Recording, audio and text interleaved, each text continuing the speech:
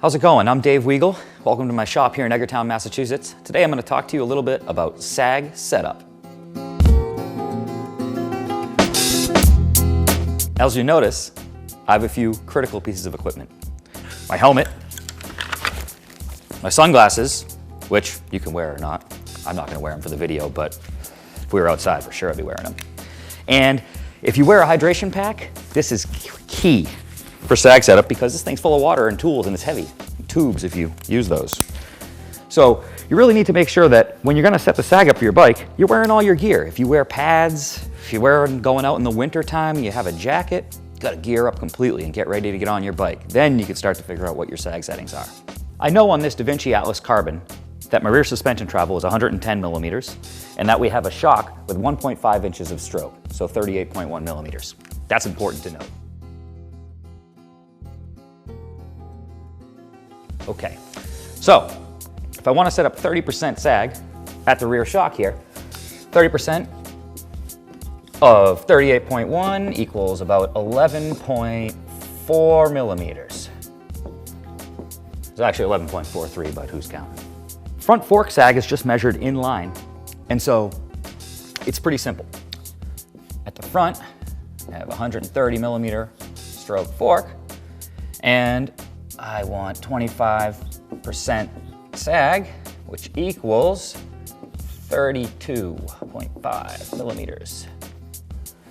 One of the great things about these rock shocks that we have on here, you can see we have a sag measurement right on the fork and the shock itself. Makes things really easy. But if you don't have that type of measurement on your suspension product, I use a little cut down plastic ruler that I just use to measure these distances on the fork as we set sag. Makes things easy and something you can carry around with you in your pocket when you ride. We set sag by changing the air pressure in the front fork and the rear shock. I like to use this digital high pressure shock pump from Fox Racing Shocks, but a normal dial type pump works just as well. This is the part where it gets important to follow each step carefully. First, connect your shock pump to your rear shock. I always start with the rear first. With rear sag, we're going to measure that for trail bikes sitting in the saddle. That's because that's where your weight is the furthest back on the bike. And so, first things first, hop on the bike, no rear brake whatsoever. And what you're going to do is you're actually going to bounce on the suspension a little bit here, right? And then reach down ever so carefully, push the shock there, and sit. And notice that I have my arms, elbows out, I'm in the saddle, kind of in my seated attack position. And then what you're going to do is you're actually going to transfer your weight off the side of the bike. It's really important not to compress that shock any more than you need to.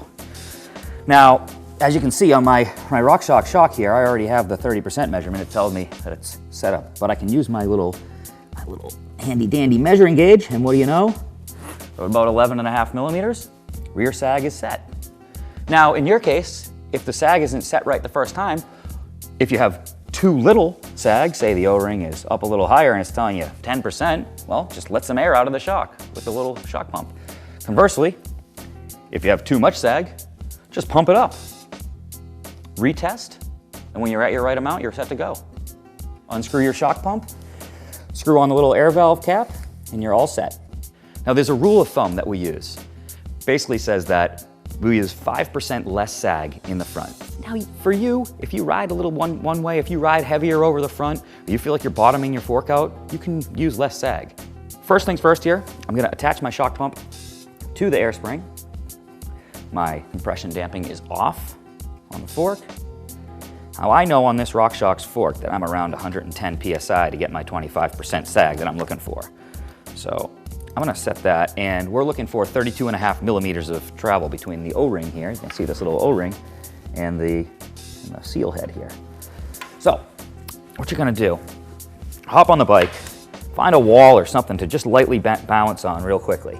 And you're gonna go brakes off and pound through the suspension. And you really wanna be standing, elbows out, in that attack position, ready to hit a corner or a berm or whatever you're gonna go and pound through.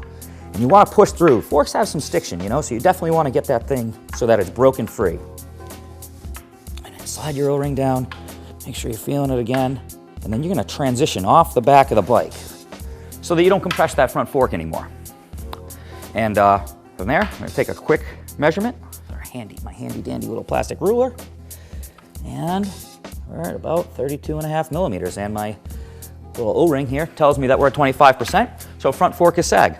Now, if you're not on the mark there, just like we did in the rear, you can adjust your pressure with your shock pump. More pressure gives less sag, less pressure gives more sag. On the Wilson Carbon downhill bike, sag setup is just a little bit different than on the trail bikes. Mostly because we're not sitting in the saddle on the downhill bike. And also, downhill bikes almost always use coil springs in the rear. So I'm not actually gonna go and measure the sag setup on this bike, but I'm gonna demonstrate to you how to do it and explain how you can go about changing.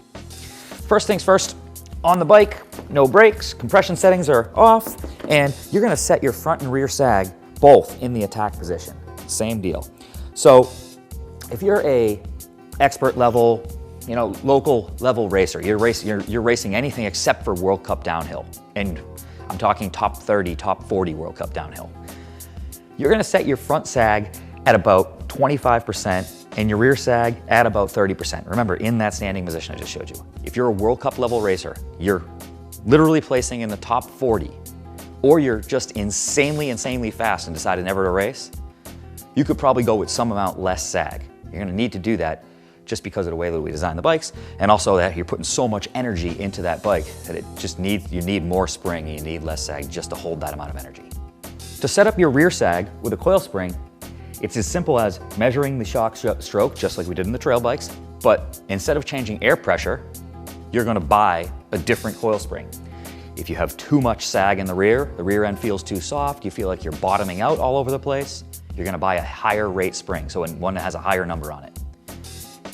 Conversely, you feel like you don't have enough suspension travel, you're not using all your travel, you feel like the bike is too stiff for you, coming into corners, then you can get a lower spring rate.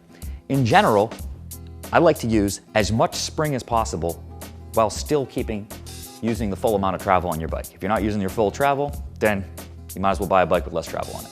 That pretty much concludes our sag setup. I hope you found these tips helpful and useful, help you go faster, you have more fun, you beat your friends. Until next time, have fun, see you on the trails.